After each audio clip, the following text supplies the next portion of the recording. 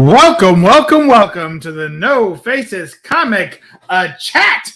I am your host, but I have multiple hosts, and I'm just one of the hosts, but you're welcome for being a host. This is Bub from BUB'S Comics coming at you pre-recorded. No, it's live, but for some of you watching on the replay, it is pre-recorded, but feel free to send donations anyway. Look, I still got the thing on. Hold on. Wait, there he is. Welcome. With me, as always, we have the one and only, the great. This man, he loves Mylars, and he loves slabbing books, and you know him. He's your favorite, my favorite, Metarog. Say hello. Greetings, everyone. I didn't get the connection there between Mylars and slabs, but yeah. Oh, sorry, wrong guy. And here we have with us BS Comics, hates Mylars, loves slabs. That's the guy. Yep. What is up? I do have a Mylar story about this today, if you guys want to hear that at some point. Well, probably not. So let's talk about Roger a little. Oh, we'll bring them all in. Look, everybody's here. Welcome, everybody. Hey, great to be back, man. Great fun. Looking forward to it. We missed last week, so I'm in withdrawals. No face withdrawals. Yeah. I'm with you.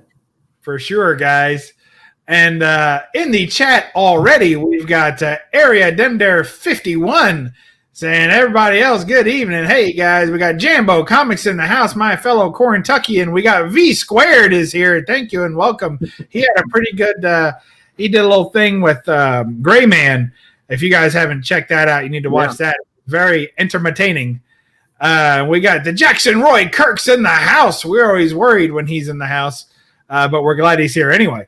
Metarog's here. You can't shake him. Speaking of bad rashes, we got Rob Boswell saying, hey, howdy, peeps. Really missing your videos, buddy. You got to get – he is working himself to death. We just asked that before he goes, he does two things, make some more YouTube videos and sign it all to me. And we have Unruly Simeon in the house. That is just an awesome evader. What's it called? The icon there. Loving it. DS Comics is also here. He shows up most Mondays. We have, this one I'm not. Okay. BTC Moon Guys in the house. Welcome back. Good to have you again. Glad you're making some of these shows. We got Mr. Gretzky 9966. And that's the only time I'm going to shout out the chat. Next time, Roger's got to do it because that's how we roll. No problem. Good to have you guys. How you feeling? I missed you guys too a bunch. Yeah. It was a tough week without without going through and seeing you guys and going through the chat and my wife telling me, why are you in here on this room when you should be on that room? She got used to her alone time on Monday nights, huh? That's right. Yeah, she was there. I think they appreciate that hour to themselves, hour and a half. Yeah. This is great for the wives. I mean, they love the No Faces chat. Yep. Yeah. I hear you. No problem there. You know, we got anything to keep the wives happy. That's how we roll, right? Yeah, I'm sure of that. So we have let's see. We've got a real fun and interesting topic this evening, if I do say so myself. And what's DS? Do you remember the name of our little team tonight? Was it the Incredible Growing Smurfs? I can't remember. I know I'm close. That is definitely not it. I can't believe you had that on cue. You had no idea I was going to say that either. No, I had no idea, but it works, doesn't it?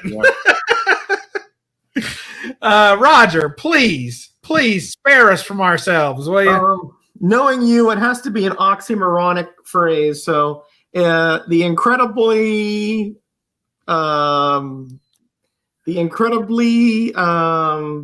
vanishing ants. Ooh, I like that one better even. That's good too, yeah. I don't think that's it, Roger. It is. Here's how I get no help. It is the Incredible Shrinking Giants. Look, there you go. Hey, I was close. Yeah, you were all over it, Roger. I was right there. I was at the cusp. Yeah, we know. I don't think so. All right. Well, thank you for joining us, everybody, and thanks for even trying to do your homework, guys. I appreciate that. I've been out of school for a long time, Bub. You know. Oh yeah. I know it. Most of the people in this chat's been alive. Let's put it that way. Well, we don't hold that against you, Roger, because you have to have been walking this earth for some time to have accumulated the vast knowledge of things that you have thus far forgotten.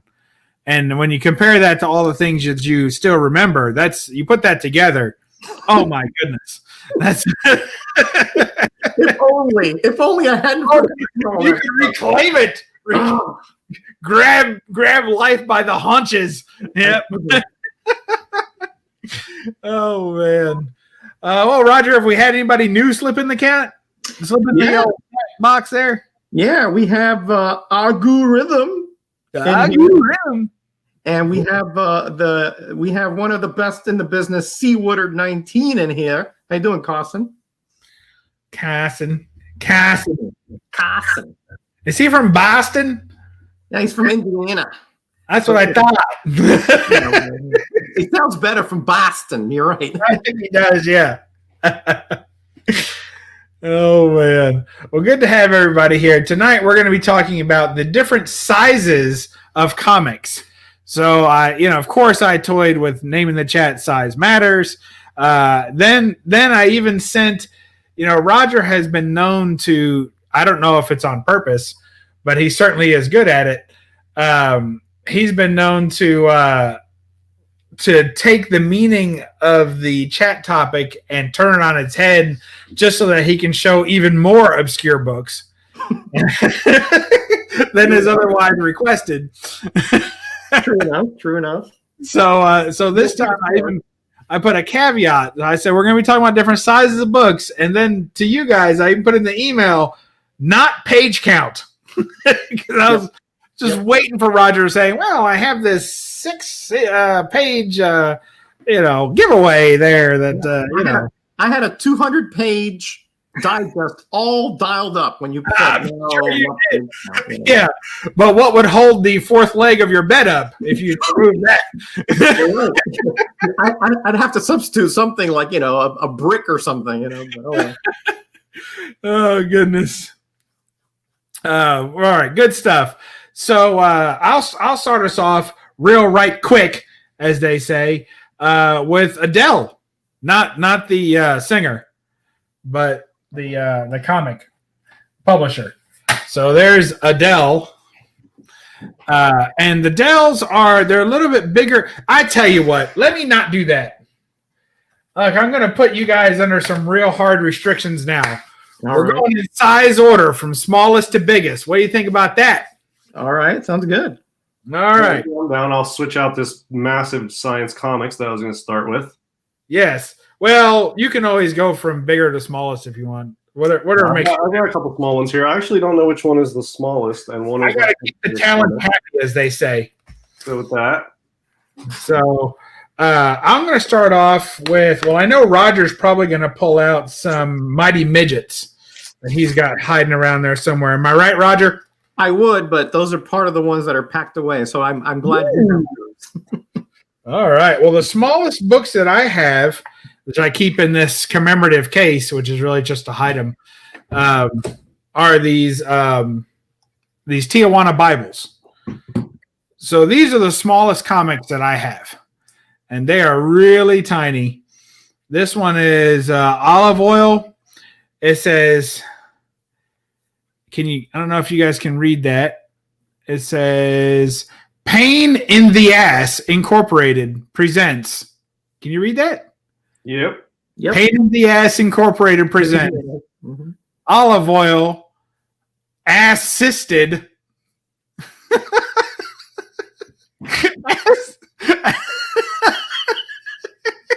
What was this a precursor to Bub here? The Tijuana Bibles? This is sounding just so familiar to me. I mean, is anybody else getting that same channeling vibe, or is it just me? Assisted by Popeye and Wimpy. And then it says produced under the direction of Easter Oil, I think. So there you go. Or Keister Oil. Keister Oil.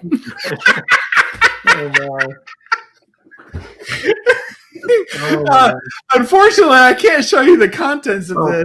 Please don't. Get us kicked off the old YouTubes. Yeah. And the other one is Popeye the Sailor Man. Let's see if it'll focus in on that. Popeye the Sailor Man, story by Coxswain Pisson Creek. Oh my God.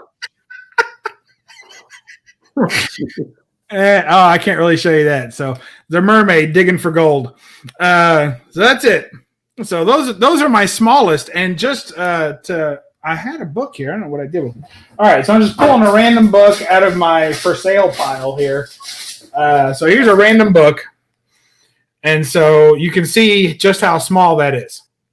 So that's pretty small in relation to a regular size comic. So there you go. Now, they had those 60s Marvels, which were the size of like postage stamps. Oh, wow. I don't know if you've seen those guys before, but they come in different colors. I think they were given away in gumball machines. Yeah, I saw one of those for sale on eBay recently, and it was some of those are harder to find than others. There's a really hard to find one I saw on eBay recently. I didn't follow it, so I don't know what happened to it. But yeah, real tiny. They are like postage stamp size, and they literally have pages, and you can open them up, and it's literally a comic book. That's the smallest ones I've ever seen. Mm-hmm. Yeah, I used to have a couple, but they somehow got lost over the years. Yeah, Silver Age Dave has a bunch of those. Yeah, he's got a complete set actually, but not colors. But he has a complete set of at least each title, including like Millie the Model, things like that. I think he put them inside of coin holders, collectible coin holders, correct. if I recall, Right. which was brilliant. Yeah, that was a great idea. Yeah, those things just find. Yes, they find me.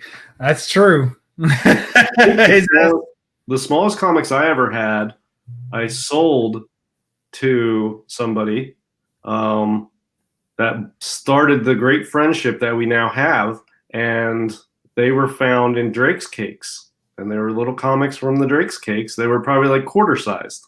Do you still have them? Well, I hope you do. Oh, yeah. I think that was a hint there, Bub. I may have overestimated that friendship aspect of that, but yeah. I thought maybe you kept a set. That's all. No, I didn't. I had 3 sets, and I think I sold 2 to you and 1 to somebody else, or maybe I gave all 3 to you. I don't know. They were like I have like a set and a half. Yeah, that's the set and a half that I had. Yep. Okay. So he is speaking, of course, of these. So I had these as a kid, and of course they got destroyed.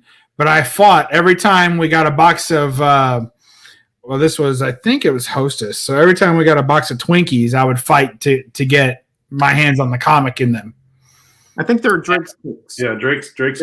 Drake's Cakes. Oh, even better. They were Devil Dogs then. Devil Dog, yeah. Devil Dogs, and it's either Ring Dings or Ding Dings. I think it's Ring Dings. Ring Dings, yep.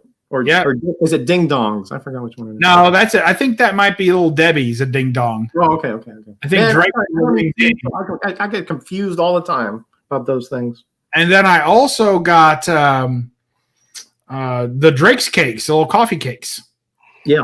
So we used to eat those too. So as a kid, I would always, tear into these things, get rid of the box, hide whatever hadn't been eaten yet, and tell my mom we were out, so that she would buy more before this promotion ended. Ding Dong is Hostess, says Bill. So which one is? So it's Ring Ding then. So Ding Dong's Hostess. So Ring Ding is probably the. Here's these, so you can tell the age. Hey, Ross, how you doing, guys? Has that Dem Der Jubilee in it. This was one that was 2, but this is the one I was really after the most. Yeah, and they're flip books too. If you flip on the other side, there's another. There's the back of the other one. Yeah.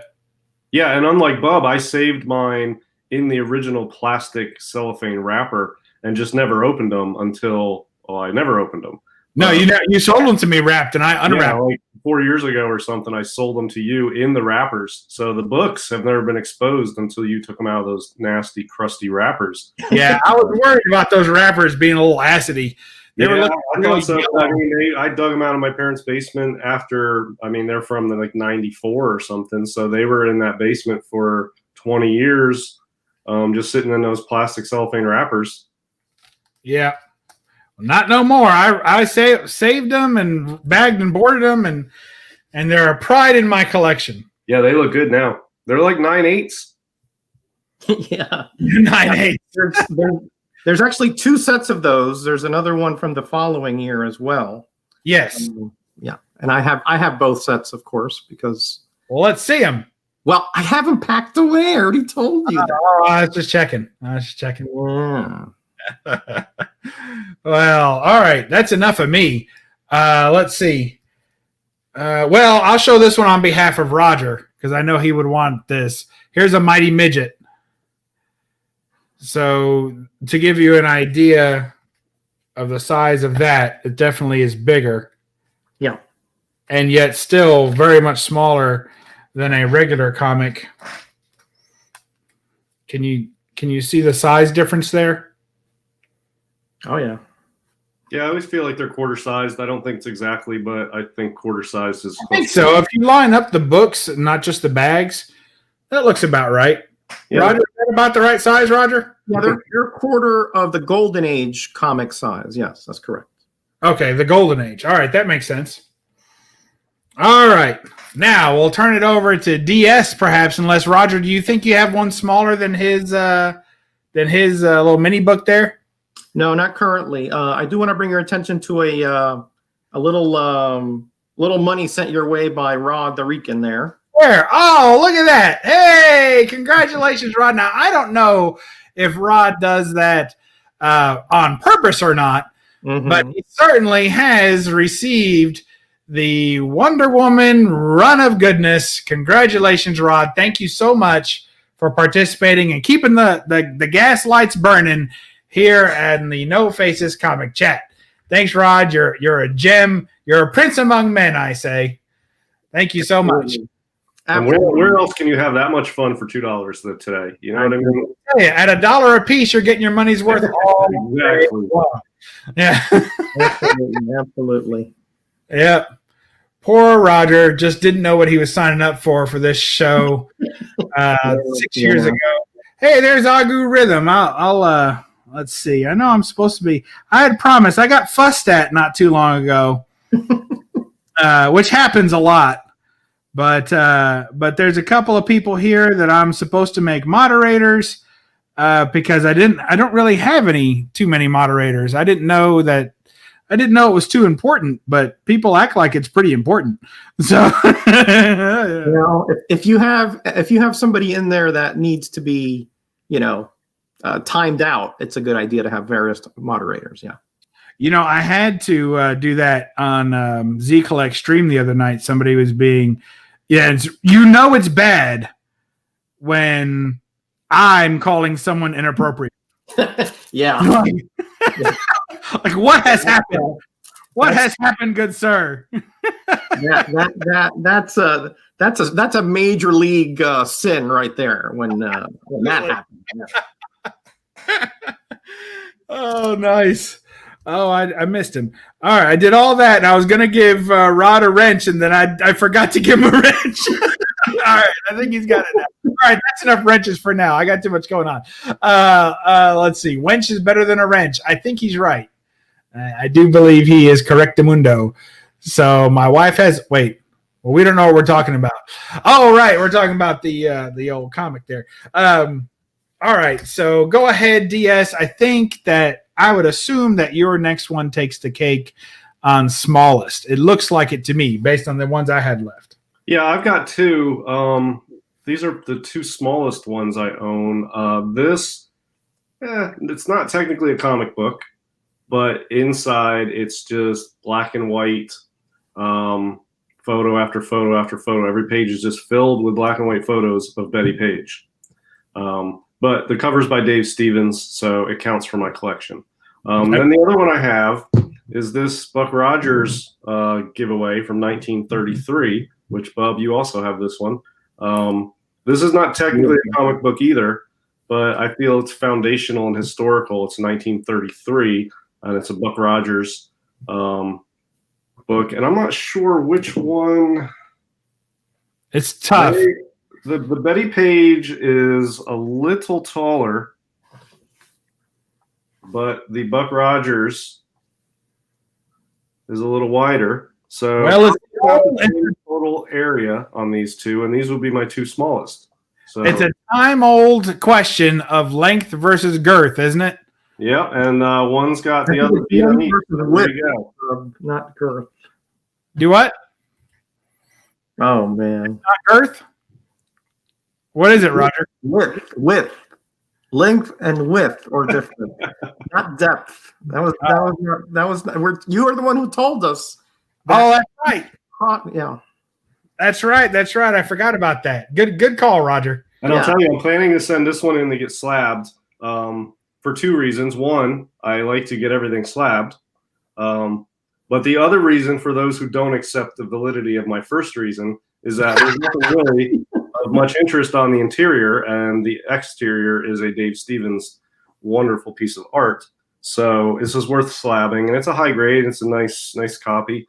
But I'm going to send it to CBCS. Now we're talking about small stuff here in slabs. CBCS, when I sent this in, they slabbed it sort of to the upper left of the slab instead of like in the middle with all this empty space. So I really like how they sort of moved it up into the corner under the grade. And then the extra space is just on this side and on the bottom. And it really does set this off better. And, you know, when it's like that, it's right up under the grade. And I like how I did that. So I'm going to send this one into them and have them do that. Because if you know how CBCS or CGC does it, you know, they'll likely just put it in the middle, sort of half-assed even, and it'll just have all this empty space around it. So I don't know. I like how CBCS did this. They sort of moved it up under the grade. And it looks sharp the way they did it. It really does look sharp. So I'll be sending this one to CBCS, and hopefully it'll do the same thing. But yeah, those are currently the two smallest that I have in my collection, and neither one is technically a comic book, but they're definitely comic related, so they fit. So absolutely. So do you know if that is an original Dave Stevens art, or is it? I researched it, and from what I can tell, it is. This is not a piece that's appeared anywhere else. He did this specifically for them. Okay. I was wondering, because if you hold that book up a little closer, you see the guy wearing the, I don't know what those hats are called, berets, I guess? Yeah. Like, if you look at that guy, he appears in The Rocketeer as Betty's, like... yeah, that's right. Yeah, that's right. Yeah. So I wondered if maybe the Betty part is also lifted from an interior panel of one of the Rocketeer. Yeah, I mean, I did some research, but it's not like I can, you know, you have to just sort of look around and sort of research covers he's done and famous pieces of his. And I didn't come across anything that this looked lifted from. And this is 1989. So, I mean, it's in the wheelhouse of when he was just doing new art. So what I think, and I'm, you know, I'm not an expert on this piece, but what I think is they retained him to do a cover for this based on his popularity and the genre that he worked in at the time. This is right when he's, you know, in the midst of his career. And I think that's what they did. It doesn't appear to be lifted from anything that I was able to find. Now, is there an interior panel somewhere? Maybe, I don't know. I mean, if anybody finds it, let me know. It won't detract from the coolness factor for me, even if it was, because no doubt, cool piece overall. I mean, it's just so slick. But I think it's an original piece, and I did some research. I didn't find anything this looked to be redone from, and the fact that it's 1989 makes me think that they just paid him to do a piece of art for this, and maybe he used some of this background and recycled that from something. But you know, the other Betty Page stuff he did does not have this image on it, and maybe this is a female image that he's done many times, but he adapted it for Betty Page. So I don't know, but you know, I think it's an original. It's super cool. I like it. I like it too. It's very good. Would you consider that an ASM 301 homage? Ooh, maybe. Well, there's no 300 around it. No, that's 300. So maybe a 301 with the all white and just a circle. Oh, yeah, that's right. Yeah, it could be. And just bleeding out of the bottom part of the circle. I'm just saying. Yeah, it could be. It could be. I'm just here stirring the pot. I'll tell you, this was 1989, and the only thing it has in it is black and white photos, just a grid format of page after page after page. In 1989, this thing was $6. Didn't 301 come out in 88 or so? Yeah, 88. Yeah. So this would have been the year after that, but $6 for this, I don't think a lot of these sold for $6. No, $89. That would be like $20 today. Yeah, $20, and it's not. I mean, it's cool, but it's not. Yeah, but you got to remember, DS. We're talking. If you're talking 1989, you're talking. And please, anyone with virgin ears, such as Roger, may want to listen away. But you're talking pre-internet porn days. So if you wanted to get your Betty Page fix on, there's only so many ways you were going to get it. So the pictures in here are so small. There's like but you'll know that after you buy it. There's like 4 across and then like 5 down. There's like 20 little thumbnail sized pictures in black and white on each page, and it's just page after page. It's not really that engaging when you open it up. It's kind of lame. The pictures are so small, but the cover is pretty fantastic. So I don't know, $6. I don't see a lot of people buying this for $6 back in the day. That 89. I mean, what was comics running then? $1.50, $2.25? What was a comic then? $1? Probably $1. $1.25, something like that. Let's see. I'll pull up an ASM real quick. 4 times more expensive than ASM probably that came out that year. Yeah, the ASM was only holy cow, man. The ASM was only running like 60 cents. 40 cents. No, 40 cents. No, that's not right. That's 79. Oh, that's 79. What are you talking about, Roger? What are you doing to me here? 60 cents would be like 84. Yeah, 84.85 was 60. Yeah, 84.85. I don't have anything. It went up to 75 cents in 85. I don't have anything right at that. I think the end of 84. So yeah, $1. Maybe some titles went to $1.25 around then. Yeah, great books, DS. Thank you for sharing. I love them. Yeah. All right, poor Roger has been waiting in the wings all evening. No problem. And here he is, crashing down like thunder. Kaboom! What do you got for us, Roger? Well, as I said, I don't have like my full repertoire of comics available because most of the Metacave has been broken down and a lot of things are being packed away. But I did find some of my variants or alternate editions, really not variants.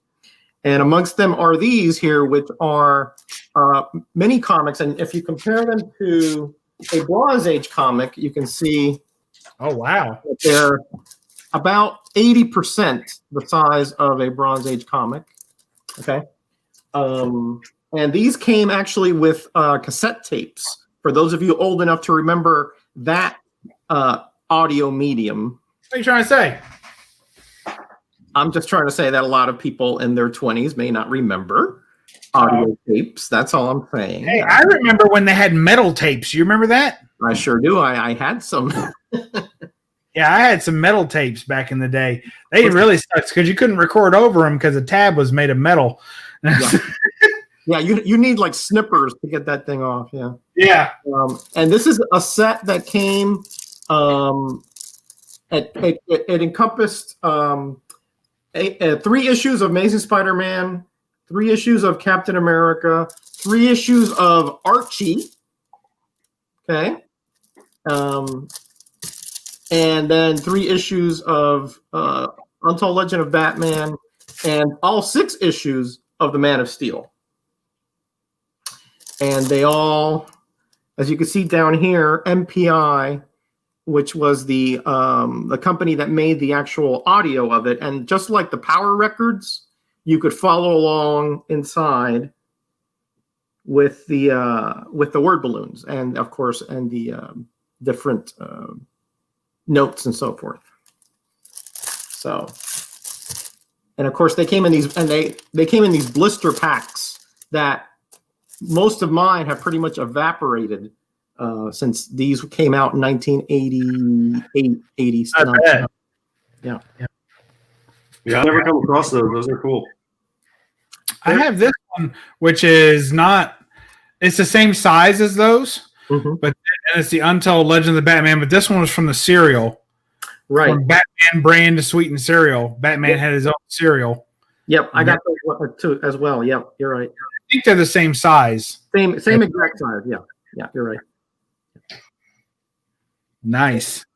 Yeah, it's a nice little set to have, only because they reprint. Obviously, this came after the originals, but they have no ads, so it's different in that sense. You just go from one page to the other for, when if you have good vision, these are much quicker reads than having to go through the actual comic. Nice. And then let's see. All right. You got any more? That was a bunch. You just threw at us. Yeah, they're all in there. I'm not going to take out every single one, but I'll show you some of the different covers here. Here's another. This is a unusual one. This is actually not a reprint, but it's sort of a compilation of his origin story. Oh wow! But this is the only place this came out, as far as I know. Now that's cool. I like that. Yeah. And then you have some of the Steranko issues here reprinted. Yeah, nice. That's Cap 113. 113, right? 113. That's cool. And let me see what the other one is back here. Yeah, that's tied to my favorite. Archies are cool because they're just so random. It's World of Archie number 543. World of Archie 574 with this kind of like disaster cover, I guess. Most of those Archie books are disaster covers. Hey, where's Gretzky? Is he still lurking in here? He's here somewhere. And Jughead 590. Another disaster cover. Disaster. And yeah, Jackson Roy Kirk. All these were put on cassette tapes. I have the cassette tapes as well. But again, they're put away. But the cassettes, they work, but at this age, they're like skipping and staticky. But I'm surprised they're not getting eaten by the tape decks at this point. Yeah, I put one in my Walkman some months back, and it's not good. Wow! Did you actually walk with your Walkman? Probably, yeah. Oh, nice. Yeah, I am ambulatory still. Yes. Yes, I'm sure you are. Are you by ambulatory? Meaning you can go both to and from the hospital. From, right. I don't know. I mean, maybe I just go there and that's where I stay. I don't know. That's nice. Look, you sparked some interest in these. You better to throw them up on eBay fast. We're not one of those hype channels, though. Yeah. Pump and dump, as they say. Pump and dump. Go to eBay and check. You can search them by Shanlon or by MPI. They were kind of the company that did the comics were Shanlon. The audio was MPI. Yeah, and I think that Cap 113 cover is tied with Cap 111 for my two favorite Steranko Cap covers. Right. The other Cap cover that I like with those, it's not, or the other Steranko cover, it's not a Cap cover, is the Nick Fury. But I can't remember what number, but it's sort of a darker themed one like this Cap 113, where it's got like a reddish sort of cover. And it's got it's got like a castle in the back, sort of, and like I think a girl running with a wolf or a dog or something. God, I cannot remember ever the number of that one. I know which one you're talking about, but I don't know the number. Yeah, I've seen it. Yeah, I've seen it. There was a time I was like that whole run, and then I kind of went cold.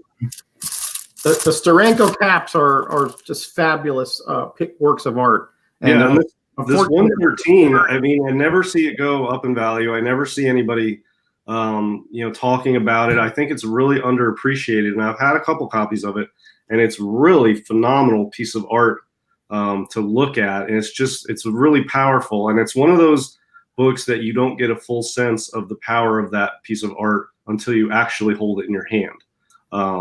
A lot of stuff you can see online or see pictures or whatever, and you get the idea. But that one, you can't really get the feel of it until you actually have it up close. I don't know. It's a really underappreciated work on that cover by Steranko, I think. Yeah, agreed. It's fantastic. Agreed. You see that it gets homaged every now and again. Yeah. The character dies, they'll do something with it, or I think it's well known, but I think it's underappreciated. I mean, I think, for Steranko, everybody wants like X-Men 50 or Hulk Annual or something like that. Nobody really ever says, I need to get a Cap 113. I never hear anybody say that, but it's well known. Well, I'm saying it, so Yeah. First, because I think you need a Cap 113, Roger. Is that what you're saying? What was that? Do you have a Cap 113 other than that one? I do not. No, the regular one I do not. No. I'm missing most of the Steranko issues.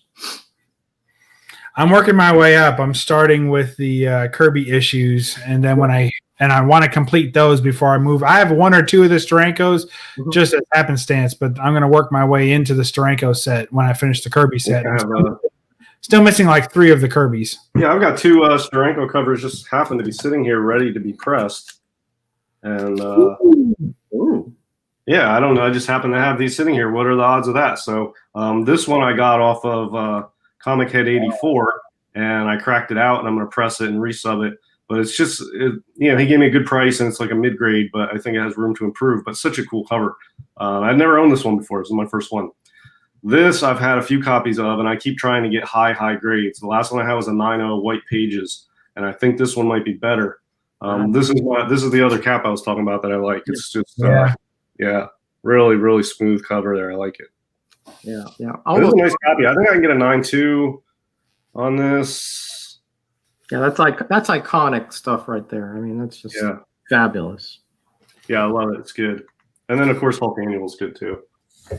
I'd like to get that that one too, because it would match my my set that I'm putting together, the Foom posters. Yeah, nice. I have the complete Foom poster set, and I would like to have all the books to match them. Of course, that means at some point I'll have to get a Hulk 1. But the other it's going to be the stumbling block. Yes, that's going to be the stumbling block. But the rest are on Earth. They're expensive, but they're out there, I like there's some differences on that one, especially the circle is striped on yours in the background. Yeah. Of course, they didn't use all the colors, like the girl's not green. No. But yeah, that's nice. I like that. That's real cool. Each one of these was only done with 2 colors. 2 colors. Yeah. Yep. So this is red and blue. So, and that's all you get. Of course, they mix in the white to give it some depth. But yeah, it's different, huh? Yeah, that's nice. I like it. And they did a swirl in the back, right, instead of the solid red, or yeah, I like that swirl better because here it's just a solid red circle. Yeah, more psychedelic. Yeah. Mm-hmm. Yeah. So there you go. Anyway, so I'm working on that set of books slowly, very slowly, and so that's a book I'll need to finish that off.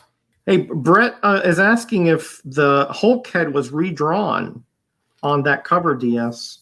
It was. Steranko drew it, and it was too scary, and I think they wanted him to change it, but they gave it to Severin, and she redrew it so it wasn't as scary. So I think she just sort of made it a little toned down, but I think it was a pretty. I think they just thought that he made Hulk look way too scary. Yeah, and this is '60s. They were still, trying to abide by the comics code pretty strong. Yeah, it hasn't been 10 years yet. I mean, they're they didn't really rebel against the comics code until the 70s, 76, 77, and then places were like, screw it, we'll just do comics and not put the code on it. But back then, this is like '68. I think they were still holding tightly to it, and I don't know. I think they felt like Steranko's Hulk was too scary, and they made her redo the head to tone it down. That's what I think happened. Yeah. I think I heard. Yeah. Hey, look at what we got here. Uh-oh. Good old Linda says, good things come in small packages from Comic Mag Musings. Bill, thank you, Bill. Another fine individual. Well, let's not go that far. He's an individual in our chat. He says, good things come in small packages. So here to grant his wishes is Ant-Man. Right there. Woo! Look at him go. Ha-ha! Ant-Man is a good thing coming in a small package. And, of course, Ant-Man is shrinking down so that he can fit inside of Wonder Woman's brassiere, who happens to be hanging upside down to try and get Ant-Man out. You understand? It's very dangerous. You can't have ants in your anything. So in your anything, yeah, that's in your anything. I mean, really, ants in your house, no good. no. Ants in your pants, definitely no good. No. Ants in your bustier, we say nay. So yeah, that's where we're at with that. I wouldn't know what that feels like, but I just theoretically it does not sound like it's a good idea. Yeah. Well, ants in your bustier? Yes, that's correct. Yeah, I can give an unequivocal nay without ever having experienced it. Yeah. I think that's one of those that you don't actually have to go through to sort of be able to know the conclusion is not going to be a good one. Right. Yeah. I've had ants in my pants before, and that was not fun. You had ants in your pants? I did. When I was a kid, I was at my grandparents' house outside. They lived out in New Jersey, sort of country-ish, not a very highly populated area. And I was out there, like, I don't know, on the edge, like exploring. I don't know, I was like 7. And apparently I was standing on an anthill of black ants and didn't realize it. And so they crawled all up my leg inside the pants. I was freaking out. I went running inside. My grandmother got me. She said, stand in the tub. And I took my pants off. And she got like the shower head and like sprayed them down and saved me. But yeah, I don't know how dangerous it really was, but I literally had ants in my pants and I was freaking out. So yeah. So now we know why you go pantless. That's what Mike at Area 51 is saying, pretty much. You know, he may be onto something there. Digging deep into the code. Be part of it right there. Mike's all over it. He's been researching this, and he knows for a fact now that is why DS does not wear pants. There you go. Well, good deal. Wow. You never know what you'll find out on this show. Oh, yeah, so if we're moving up in size, I've got nothing else until we get to this. So I don't know if you guys do. We're pretty close to standard size at this point anyway. Yeah, I think we're up to, I would assume, we're probably up to standard now, or modern, right? Right. So, yeah, I mean, I've got a modern here with a 1982 book. There you go. And, you know, this G.I. Joe is kind of a large book, but they're the same width. And the G.I. Joe is a little bit taller by maybe 1/8 of an inch. So, yeah, this is 1982. And this is whatever, 2013 or something, 2006, right. Something like that, whatever. So I just thought it was interesting. I don't have a lot of moderns, but I have this one. What's weird, this book keeps finding me of how this is my second copy I've had in like a month. I don't know. I mean, I know it's not rare or anything, but it's a cool book. But yeah, I don't know. It's interesting to see a modern next to a 1982 book. And the 1982 book is a little bigger than that. Now, this is a sort of bigger than your average 82 book. Because this G.I. Joe 1 is sort of large. Yeah, that's an oddball comic. That's really like a one. It's really unique, actually. Yeah, and what's weird about it too, I know we're not talking about the thicknesses and page counts or whatever, but this book, it's thick. It has giant oversized staples, which are, 1.5 times a regular staple size, and the cover is cardstock, and the interior pages are a real thick sort of paper. And yeah, I don't know. It's a cool book, but it's a little bit bigger. So I figured I'd compare a large 82 book to a modern. Yeah, that's cool. There are actually staple variants of that comic as well. There's some with regular size staples and some with those larger, thicker staples as well. Oh, I didn't know that. Well, these are definitely the larger staples. I have 2 copies of this, and they both have the same large staples. Yeah, I think the smaller one is the less common, but I have seen both of them. Yeah. Interesting. I didn't know that. Very cool. Thanks for sharing that. So we got modern, we got big bronze, right? We can probably skip bronze, and this is more, that's a modern, but it's actually a Bronze Age size modern. What about mags?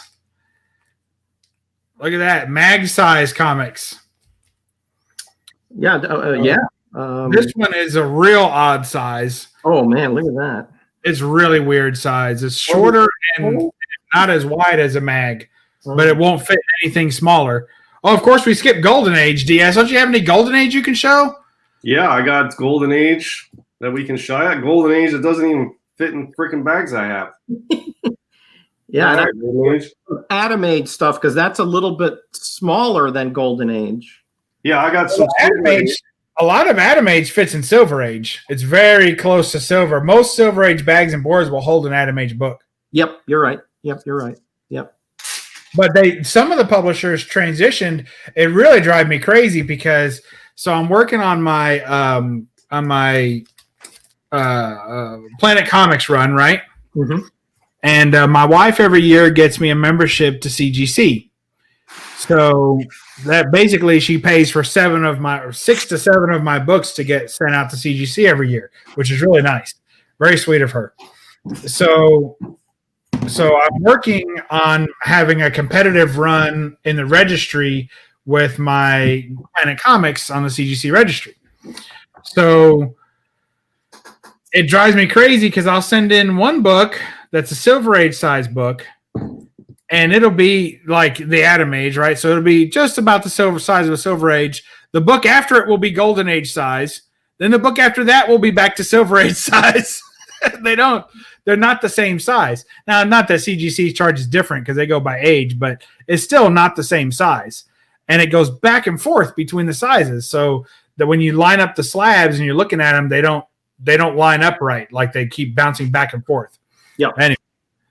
Yeah, that's how I organize my submissions to CGC. Actually, moderns are moderns, but if anything's not a modern, my submissions when I submit, I do by book size. So I will submit, sometimes bronze and gold and silver all in a value tier together because they're the same size. Whereas other golds that are bigger, I'll submit with something else that's larger.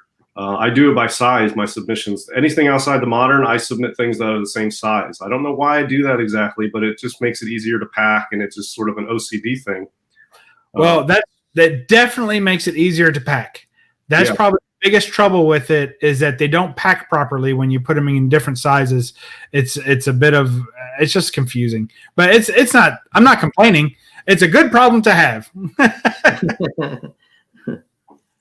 Yeah. All right. So, I guess, I already went. You can take the screen off me, maybe go to Roger, but he has a similar type book up anyway. So, well, he's showing Atom Age, so it's a little smaller than that Golden Age. So so this one, I was only going to show this whenever the next time because this is a 1952 book, which is Golden Age, Atom Age, Golden Age, whatever. It's probably the same year as Roger's. Roger's probably 52. Yeah, there you go. Probably similar years, 1952. This book is really weird. It's really thin. This book is exactly the same size as this book. Oh, really? Yeah, width and height, it's exactly the same. It's really strange. Usually Golden Age is a little bigger, but this Battlefield issue, I've had a few Battlefield issues. They're thinner. They're like Bronze Age size. It's really weird. I thought that was interesting. When I first had a Battlefield, I thought it was trimmed, and then I had another one, and they're just smaller. I don't know why they did it, but anyway, they are. Yeah, the Atom Age there were so many oddball things going on in the Atom Age. Every publisher had just a slightly different size. Like DC's were slightly bigger, I think, than the Marvels, and Charlton's were slightly taller. So it's just an odd kind of thing that not everything is uniform. There are slight differences. Yeah, but at least they kind of fit in the same bag sets. Yeah. Until you get to that Battlefield, then you just blow the top off of one. Yeah. It was very slight differences. Not even, I'm talking about just like, millimeters, but there was a difference. Yeah. So this is a Silver Age book from 1965, and it is a little bit shorter than the Battlefield, but it is a good bit wider. I don't know if that's showing up, but the Battlefield ends here, and then it's 3/4 of an inch difference. Yep. So, and that's a gold key. So of course this would be a funky size. Yeah. Gold Keys and Dells had certain series where they were very wide. I mean, like very wide. I mean, I'm not, like wider. The Rifleman series is super wide. Mm-hmm. Like it barely fits in a regular size slab, and even in like it doesn't fit in bags and boards. It's very super. I don't know if you can see the difference there, but this is behind it is a mag size, and it's just a hair shy of magazine size up there, and it's just wild. And when you get closer to the bottom, you can really see how large it is. How it just really stands out. Does it stand out to you, DS, how large that is? Yeah, I mean, I've seen it before at cons, and it's Could you it's go to large? It's definitely large. Can we see the top edge of that cover, please? Yeah. Can we see the mask, please? It's whatever point of view you prefer, Roger. I mean, you need 2 hands to hold it. It's so big. You know, It takes 2 hands to handle a Whopper. That's right. Yeah. Oh yeah, the Tarzans. I don't even have I don't have a bag and board that the Tarzan fits in properly. You have to put them in the Golden Agers. You have to. I got one that's even taller than that. Some of the collected ones, the ones that are like real thick. Oh, the collected ones. Yeah. there's another bag and board size that most people who aren't into Golden Age may not even know it exists. But you can buy Modern Age sized. You can buy Silver Age bags, and you can buy Golden Age. And then they have things called Super Golds. You can buy Super Gold bags. Right. And the Super Golds are for the extra large Golden Age. They're not quite magazine. It's in between Golden Age and magazine sized bags, and they're called Super Golds. And those are for like, this one, which I picked up today, and they had it in one of those freaking top loader Mylar things. Those things in there, and I was like, man, this is not the right thing to put this in. You know what I'm talking about? It's like a It's open ended at the top, and it just has like a sliver at the top that opens a pull like a tab. And it's like 25 mil razor sharp. I was gonna say for someone who hates Mylars, that is got to be the reason because that. And this is not the book to put in that. You know what I mean? Yeah. That'll shear that cover right off. Right. You won't even feel it. You'll put it in, and it'll just slice it right through. So I asked them if they had any Super Golds, and they didn't. So I said, well, give me a magazine bag and board to put that in. Mm-hmm. And this one would require a Super Gold. It is a full inch wider than that Battlefield. I mean, this will fit in a slab, but I'll have some slabs I'll show in a minute. But it's wall-to-wall slab. They don't put the plastic spacers when they slab these. I don't like it into the slab, and it goes from edge to edge all the way across with no space.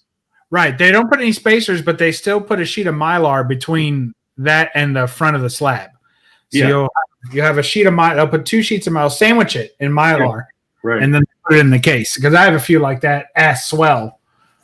Which I really. What happened to you, Roger? What are you hung about? I know that sound. My wife makes that sound every now and then. Yeah. I feel her pain. Yeah.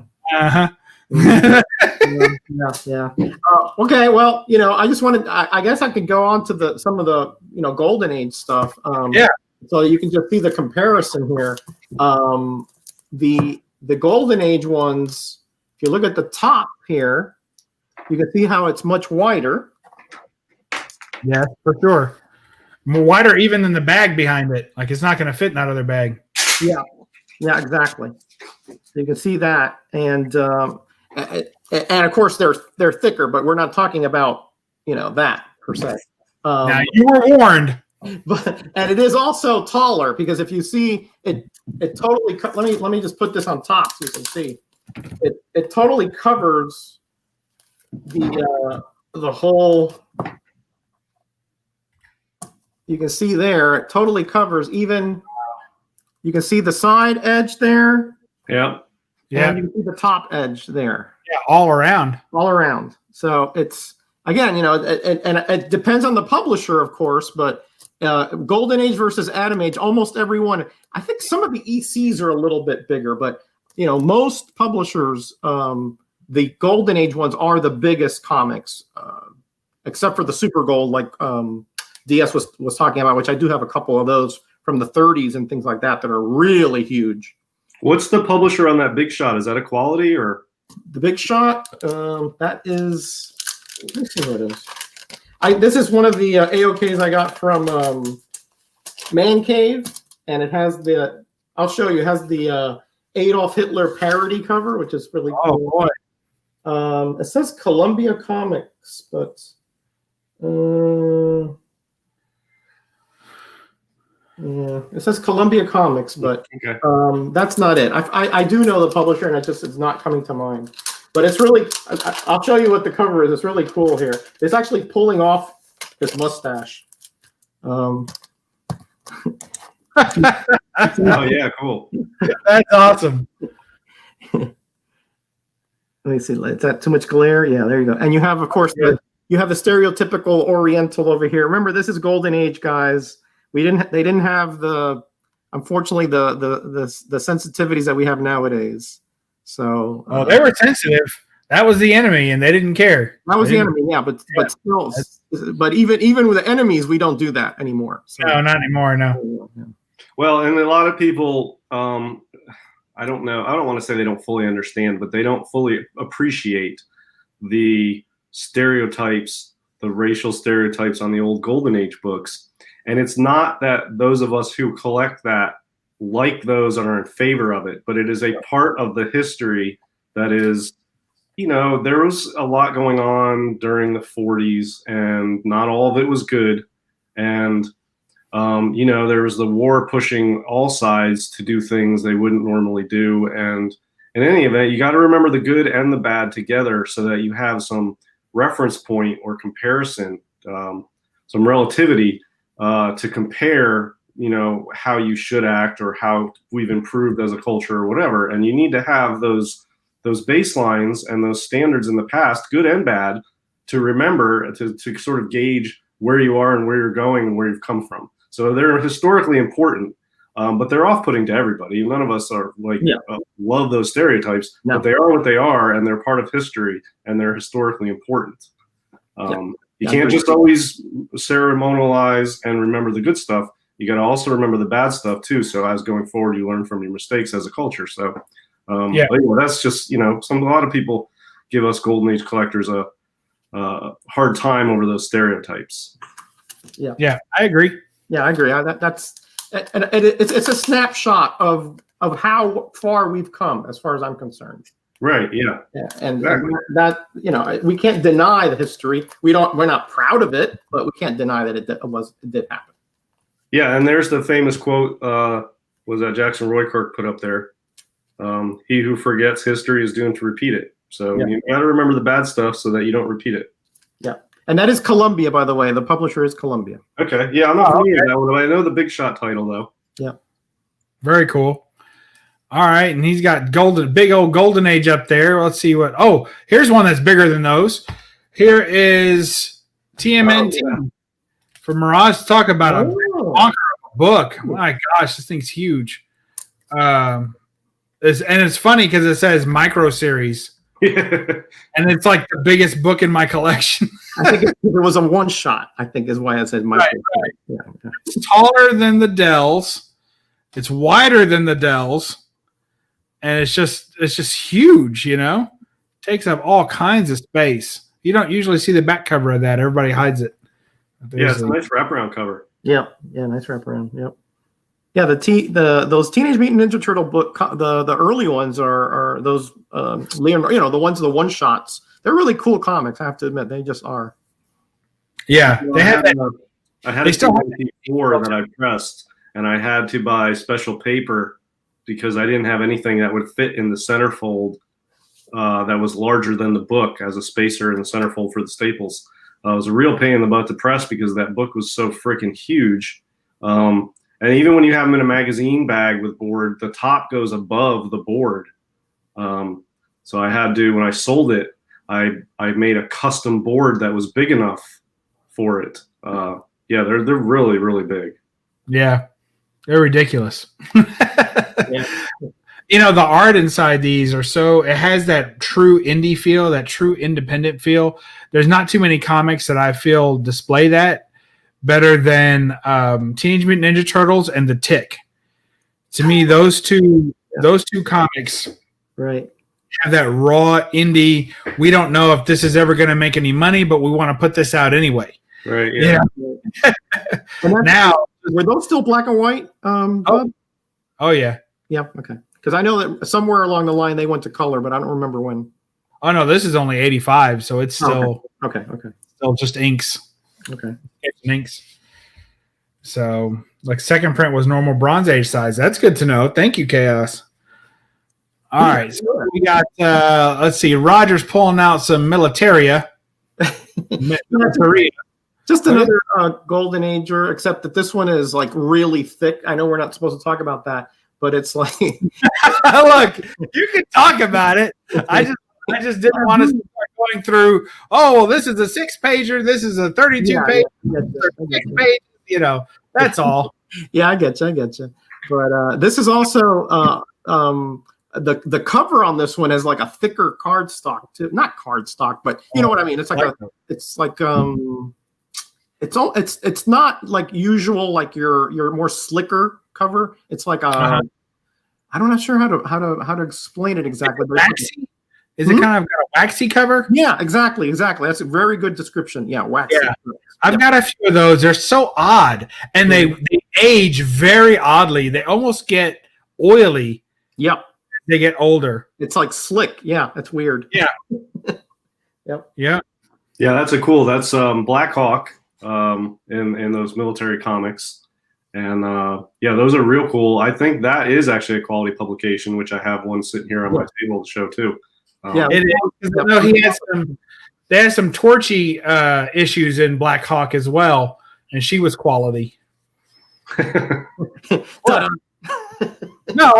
Yeah, she was also she was a fine lady, but also she was a quality character. See, now you have us all. You know, our double entendre radar is just like on overdrive. Really, you think I did that? I resemble that remark.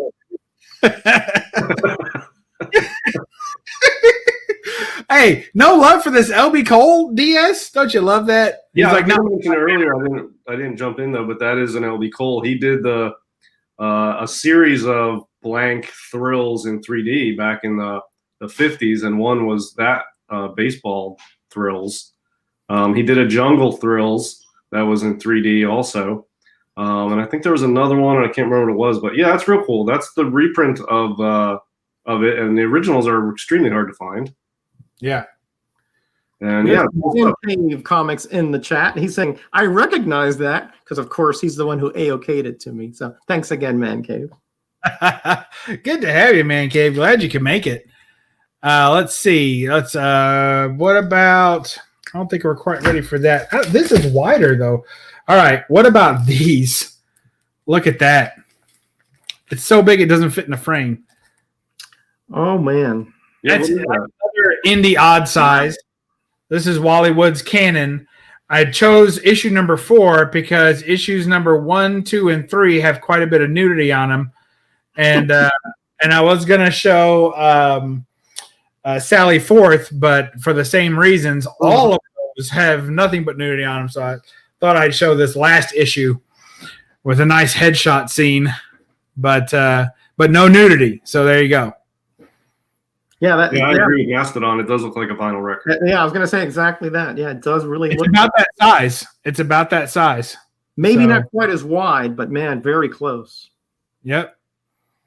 That's huge, isn't it? Yeah.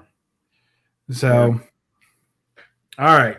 There. I was trying to get to this one. The thing kept moving on me. All right. Looks like a vinyl record. Yes. And then I'll just throw up a treasury. Oh. There you go. That's the one that's in our thumbnail for this evening. And that's the Rocketeer Treasury, which you never see. Like, you just never see this book. Nope, you're right. So keep them flying.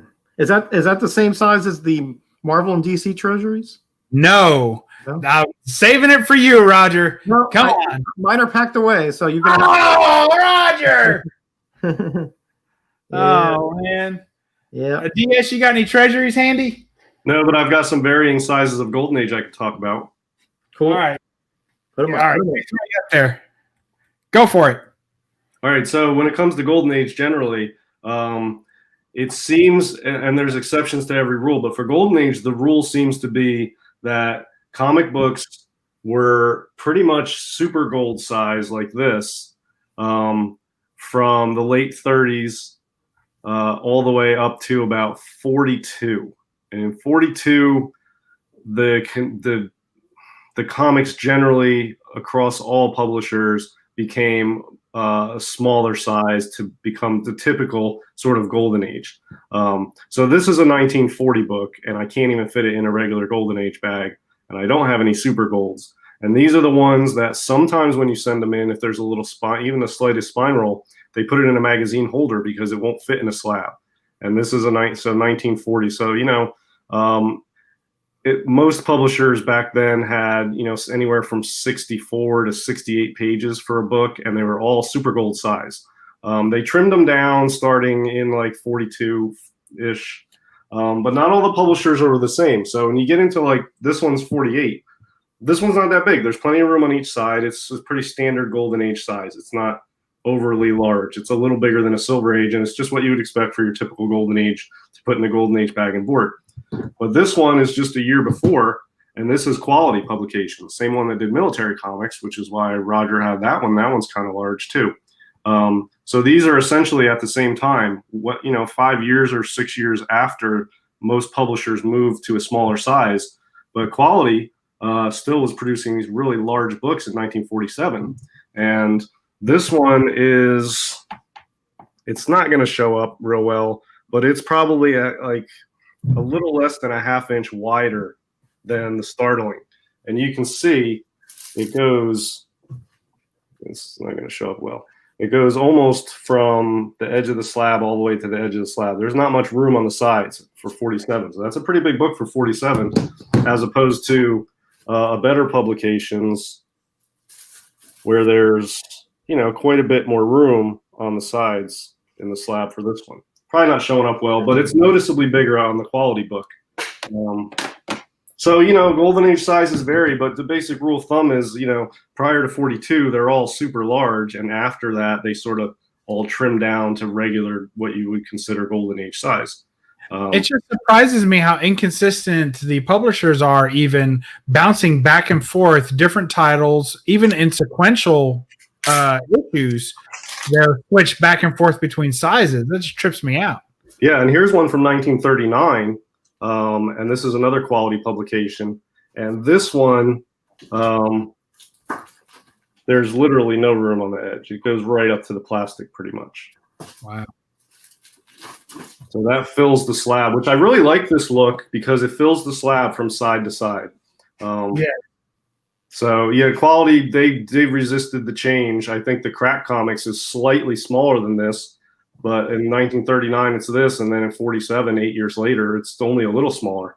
But yeah, I mean, if this had even a small spine roll, it wouldn't even fit in the slab. So I've had that issue before, where the spine roll stops it from going in. I had to trim. Yeah.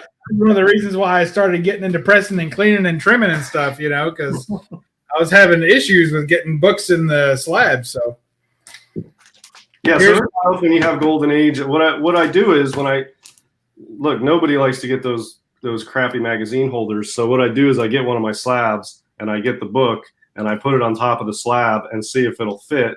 And you can see that it will fit in there, and so I know I'm good on that. But it's never 100% when you have an old, something from 39 or 40 or something like that. No, can't be too sure, can you? So this one is, and I've gone to that. All right. So this one here is the Tick, and it's one of those edge to edgers. It fills up the whole thing all the way across. So that's the Tick Special Edition #1. That's the first appearance of the Tick. Don't be fooled by that black copy everybody shows. That's #1. That's a reprint of this book. So because they didn't know it was going to be an ongoing book, so they only did 2 issues of the special edition stuff, and then it went to regular printing. So there's only 5,000 of these. So, and it'll be marked. So anyway, but yeah. What about What about standard size treasuries? Yeah, those are 11 by 14, I think. Yeah. They're about the size of a Life magazine if you've ever had one of those. Mm-hmm. So yeah, there's actually two different sizes of treasuries. The very earlier ones were slightly taller, I do believe. And the later ones were 10 1/4 were the later ones. I think the early ones were 11. Yeah. Those I don't mess with treasuries because I have very limited space, and I don't even know where the hell I would put one of those things, honestly. Yeah. In my collection. That's where you put it. You just go ahead and put it in my collection, DS. Yeah. Yeah, I'll just put it on loan to the BUB'S museum, I guess. They do make treasury size boxes now, though. It's on permanent loan. And then let's see. What do we got? What's he showing here? Yeah, this is the biggest thing I have. So I got two more things to show. This is the largest thing I have. This is the first Bernie Wrightson cover. I've upgraded this a few times, and I'm probably good with this one now. But it's large magazine size, and it fills up pretty much most of the magazine size holder. So this is pretty big. Now I'm very OCD, so I normally don't collect stuff, even if I like it, if it's too large. I made an exception for this because it's just so awesome. And people who aren't familiar with it, the back cover is like the virgin of that, and it's the first published Bernie Wrightson cover. So I had to make an exception for that. And I actually have an old CGC box that I received the submission back, and I took out that real thick cardboard that's inside it, so I just left the actual box itself. And I use that to store this. And I have those Superman and Batman 3Ds I didn't pull out. Those are in that book too. The magazine size stuff I have, which is just a few things, are in that CGC size box. So yeah, but that's the largest thing I have. Other than apparently at Roy Rogers right now, they are doing a promotion where they are offering super gold straws. Oh wow, that is amazing! You think we get a yellow label on that if you get Roy Rogers? Literally all the way down to the bottom, and this is the straw I get from Roy Rogers. Look at that; it's ridiculous. We don't from the south here. We don't have Roy Rogers down here. I think that's big enough to make a trigger blush. It's super gold straw. It's insane. Look how big this freaking straw is compared to this cup. It's all the way down. I never thought I'd see a Roy Rogers straw tonight. And that really was, unexpected. Well, I got this after the topic was picked, and I was like, man, I got to show this super gold straw. Oh boy! Wow. So anyway, it's ridiculous. Now congratulations. Chaos Collecting Chaos says that's a great copy of that straw, DS. Yeah, great. That's what he was talking about. Man Cave is noting that he has some of DS's old straws that he's fished out of his trash can. When he's done using them, he goes in there looking for them. So. Yeah, I mean the first one I had of this I think was like a 7.0, and I upgraded to I have an 8.0 or something, maybe 8.0 or 8.5. And when I go to sell the one after I upgrade, I sold the other one, and they move quick because this is such a cool item. People in the know pick it up quick. And, I think a lot of sellers out there aren't really familiar with how popular this is with the right crowd. And you can still get this pretty inexpensive, but you got to jump on it quick because it doesn't stick around. So the demand on this is far outpacing the current prices on these things, and they go quick. So that tells me this is a lot of room to grow because the prices that sellers are offering these at, they're moving really quick. And I got this one for, I don't know, I bought like the 7.0 and the 8.0 or whatever I had, and this all for like the same price. All of them on eBay, all from at the same price from 3 different sellers. So it's kind of weird. I don't know. I'm happy to have it. Yeah, I would be too. So did you sign it and then have it witnessed while you were standing there signing it, and then you sent it in, or whose signature? Yeah, well, me and Roger both would opt that this Frank Bruner signature not be on there. But look, this is like a 9.0 minus for me because it's a 9.0, but I don't like the signature on there. And if it was a Wrightson signature, it would be a wash. I would be like, all right, that's cool. It's not a plus or a minus. It's cool. Yeah. This is a Frank Bruner signature. Yeah, he's got some stuff on the interior, but I mean, this is a Wrightson book. It's got a Frank Bruner a witness signature. That's cool. I mean, maybe it adds a little value down the road, but I would prefer it not be there. But it's so hard to find this book in good shape. I'm not passing up a white pager. I'm on a 1970 thing. So yeah, it just happens to have that on there. But that, I could care less about that, honestly. Well, if you want to trade, I'll just send me that book and I'll get some copy paper and I'll trace this burning just onto the slab. That way it didn't hurt the book, but I'll trace this onto the top of that slab for you. That would be cool. Yeah. Then we're all set. That's how we'll work that. I probably would not even trade you straight up, even though yours is a much bigger and better book. I feel like it'd be harder for me to replace this. Absolutely. You get a 2.5 all day of this. Yeah. Well, but, if I didn't have a House of Seegers 92, I would probably do that trade. But I know that that's one of your heartache books on account of when you bought it. But if you've been watching, that book's actually come back up finally. Well, it's whenever I bought it raw for $1,300, and it came back 8.0 off white to white. But at the time, 8.0s were selling for like $2,700. When you bought it, at the time at the time I bought it, I got it for like half price. I paid 13. It was selling for like 25, 27, and then now it's selling for like 18. I'm still up on it value wise, and it's not going anywhere anytime soon. But yeah, I mean it was such a great price, and now it's just a really good price. It's gotten worse over the last couple of years, but whatever. I mean, it's an 8.0 of that book. In the last 6 months, that book's jumped again. Of course, every book has gone up in the last 6 months. It's been a crazy second half of the year. Yeah, just everything. And now Golden Age War has got popular again. Romance, Golden Age Romance took a little bit of a hike, but then only for your key artists. But all Golden Age War went up. And it looks like, and Bronze, all war books went up this year. And it looks like the last bastion of hope is in the Westerns. I think when the Golden Age Westerns start going up, it's time to sell our collections. Just get out. Just get out while the getting's good. We'll see. Yeah, it's tough. It's tough picking up books these days. What's going on, not to start a whole new topic after an hour and 15 minutes of the show, but there's so much uncertainty out there in the world right now that a lot of investors and people with money to spend are looking at collectibles with new vigor, and it's a really good place to put your money right now compared to a lot of other unsure areas to put your money. Real estate's always rock solid in the long term. The stock market, until recently in the last few years, has been dodgy at best. So collectibles have become a much more popular place to put money, and that's bringing a lot more investment money in and raising the prices. I mean, look, Pokemon cards are going through the roof. I don't think that's going to last.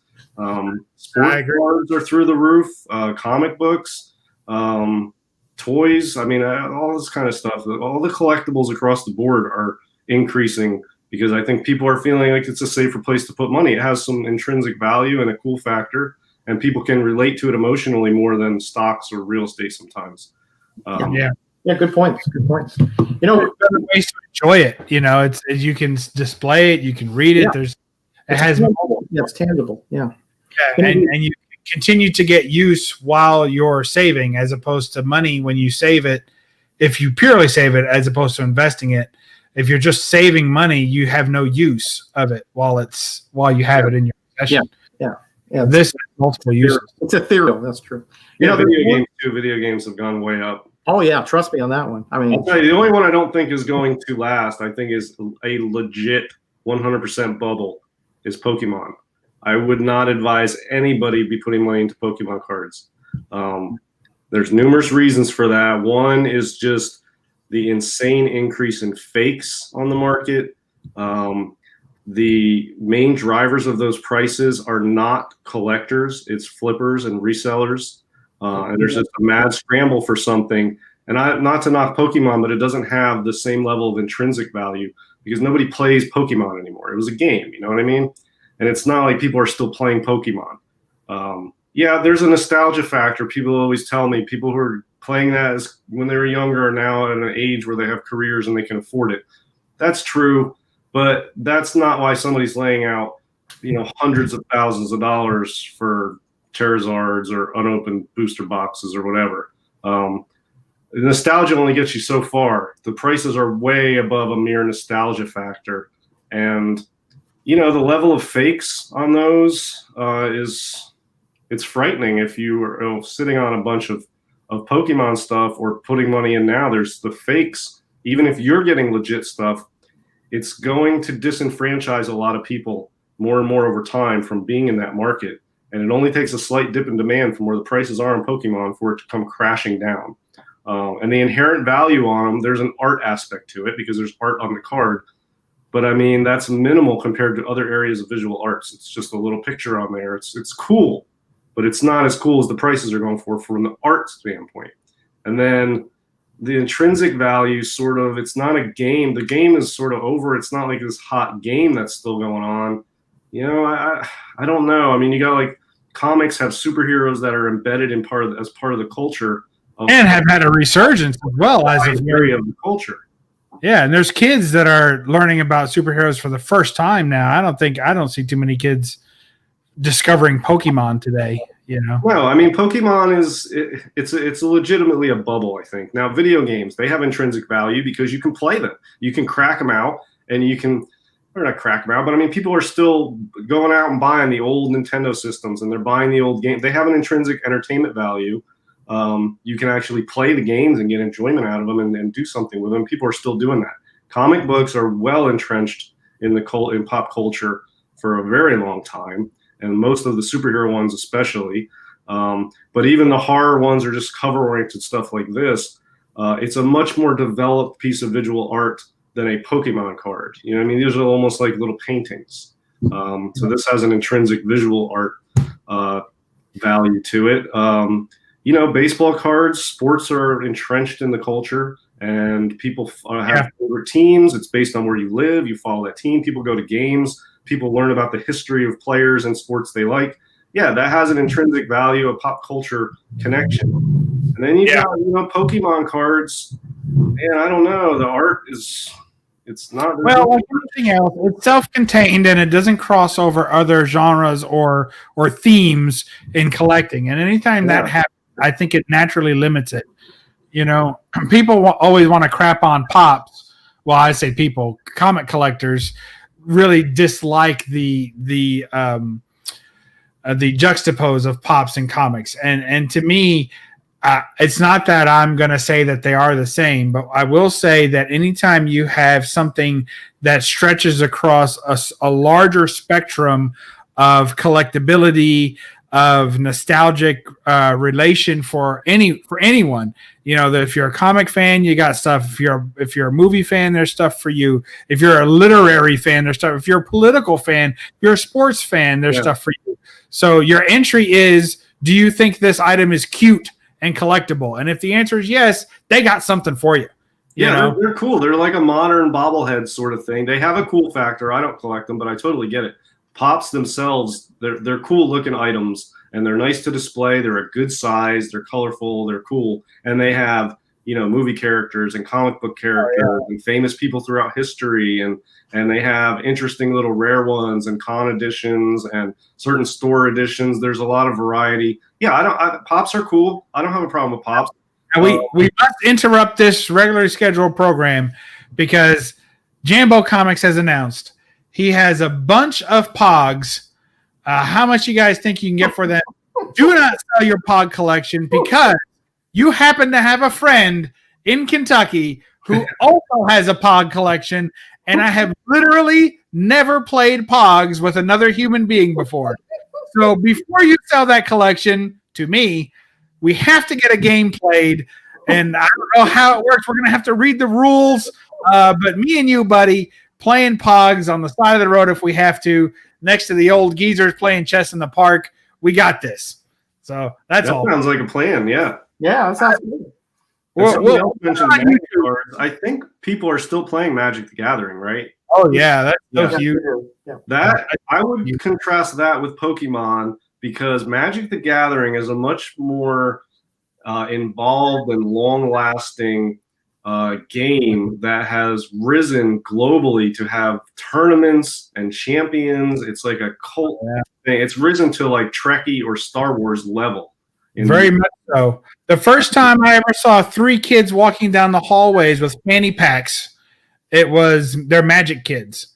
Like when I was in middle school, that was the distinctive sign. Because I was in middle school, that probably would have been late 80s, early 90s, right? So when I was in middle school, fanny packs had already pretty much had their day. Like no one was using those anymore, really, on the average day. So when you saw 3 kids walking down with determination wearing fanny packs, you knew that those packs were filled with Magic cards. Yeah, potentially some D&D stuff, but usually it was Magic. So, and then they would hold up in the corner of a auditorium or the corner of the lunchroom, and then they would just play constantly. So, Dungeons and Dragons is historical and foundational, and the art in the Dungeons and Dragons materials is top notch from a visual art perspective. So I think Dungeons and Dragons has a lot of room to grow. All of this stuff involved with Dungeons and Dragons. But I'm telling you, Pokemon, man, I mean, there's so much fake stuff out there, and it's easy to fake, and it's becoming hard to recognize the fakes. And I would not be investing money in Pokemon right now, but all the other stuff in collectibles. But I mean, collectibles are hot, and people are putting money into it. So I'm glad comics are in the mix. Yes, I agree. We've got way off topic for the last 26 minutes. But we can blame DS next week. 10 minutes. Speaking of next week, so we had a comment in the chat some time ago. A newcomer to our little soiree was saying, "Hey, he's enjoyed this. Do we have these every Monday night?" Yes, most every Monday night at 8:30 Eastern. We in the U.S., assuming you're here, we do this chat. So subscribe to my channel, BUB'S Comics, hit the notification bell, and you'll never miss a beat. Also, if you guys notice in the description, every week I put the links to DS Comics and Metarog. And if you ever want to get tied into the community better, hit up Metarog. He's also a great lover of the Obscura and really one of the last lovers of the Obscura in the YouTube community. Although he's trying to make clones of himself, thankfully none have been successful. No. And DS Comics, he also features on other networks and other channels, such as the Comic Core and other such. Although I've been asked not to promote the Comic Core on my channel, I will still say that it's a good channel. Check it out, and especially on Tuesday nights where you can see DS Comics do his Golden Guys routine. So if you just like very long, odd unboxings where he ignores the chat for about 25 minutes straight, and then tries to reread through all the comments after that and try to find the context in them, you're gonna love DS Comics' frequent CGC unboxings like none other. I say. Totally unique. I don't use that 30-second countdown that everybody has at the beginning of videos. I don't have ads. I don't do shout-outs. I just get right into the content, and you can stare at my ugly mug and some kick-ass books. That's it. All good stuff. So obviously, my attempt to make this show the best it could be was to eliminate the ugly mug and keep the kick-ass books. So I hope I've succeeded for all 3 of us in that. So there you go. I think you have, yes. All right, guys. Well, it's been another corker of an evening. We've gone a little long tonight, but hey, we missed each other. And of course, Silver Age Dave comes in at the last minute. Well, Silver will appreciate the book I picked up today. Oh yeah, gorgeous. It's a beaut. Oh yeah, so Bub, I went out to let me tell you a quick Mylar story. I told you the Mylar story, but where I got this, I went out to the local comic shop they never have any Golden Age. And I only went out there, honestly, to buy some Saga trades because we're doing a Saga review. We're going through the whole series of Saga on JP Collects channel with and Kavi. So I went out to buy some trades. Well, they didn't have the trades I needed, but they had a box of this stuff. And I was like, well, what do you guys got here? And they have a consignment of some Golden Age. and the price they quoted me on this was a no-brainer. I was like, yeah, I'll take it. So this is a rare book, and it's an early 1940 book, and they didn't have any idea how to price it. So I got I don't know, I paid like a third of what it's worth, I think. That's not the same shop that you've told me about before, is it? Yeah, same one. Wow. That's shocking that they would have that available for you. I never even go there, honestly, but I needed some Saga trades. I figured they'd have them, and they only had one that I needed out of sequence. So I couldn't get that, but they had this sitting on the counter with a couple like Captain Marvels and a couple Haunt of Fear and Vault of Horror EC books, and then this. And I asked them how much, and I looked at it. It's complete. It's not restored. It's probably a 1.8. There's only 13 on the census. It's a tough book. It's super cool, and I got it for a borderline steal, but it was definitely a good deal. So I'm really happy to get it. Cool. Well, congratulations. I love it, as you know. Yeah, fabulous. Nothing not there. Yeah, that's a big win in my book. Yeah, that's fabulous. It really is. Yeah. All right, guys. All right, let's shut it down. I'm ready for my nightcap. So do I hear knocking? Is somebody knocking? Is that maybe on your screen? Poor DS is always concerned for Roger, because Roger, as you know, although he is a lover of the obscure, he is also what's happening? It's Liz. Hey Liz, you here to see Roger? Yeah, you are. Hey Liz, how you doing? Congratulations, Liz. See, she gets tired of the no faces deal. She considers it something of a tease. So finally, she just has to show up and get stuff done. So thank you, everybody, for joining us. You guys are awesome. Tons of people in the chat. Sorry we didn't get too many more shout-outs there towards the end, but thank you all for joining us, of course, each Monday night. Now, next week, Roger, you're going to be absent, right?